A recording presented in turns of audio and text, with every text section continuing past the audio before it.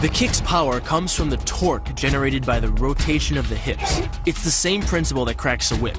Turning the hips just a few degrees forces the foot to travel a much greater distance and creates a lot of speed as it does.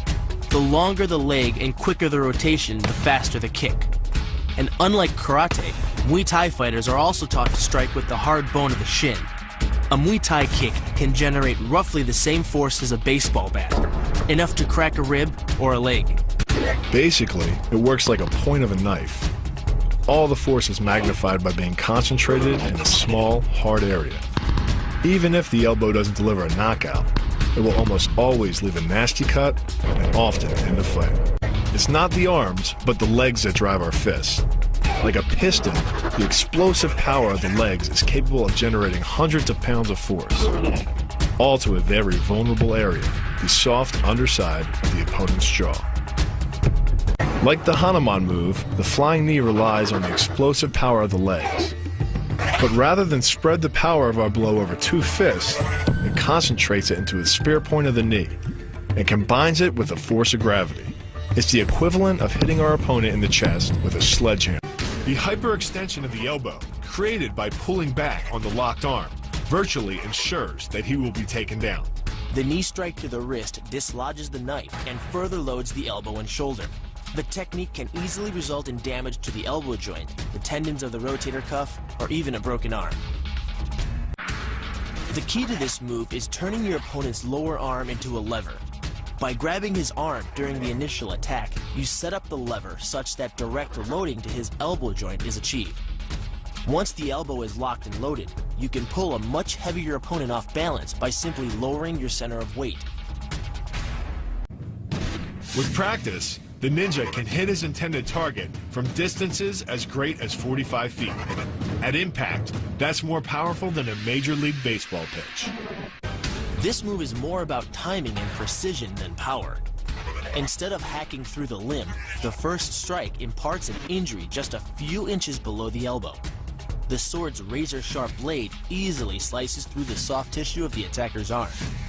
This opens up his defense and provides the ninja a clean opportunity to deliver the kill stroke, a powerful shot to the top of his head. The move works by using your opponent's own body weight against him. The first strike can land at speeds greater than 20 miles per hour and can stun your opponent with the same injury-producing energy as dropping a bowling ball from over 11 feet onto his torso. By using his arm as a lever in conjunction with the leg sweep, you drive your opponent to the ground. Once he is on the ground, you follow up with a devastating strike to his face. The secret to the move is wrist control.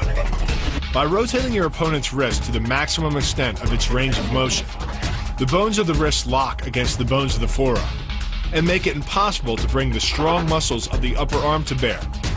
Then, you can pull your opponent off balance and into a potent knee strike.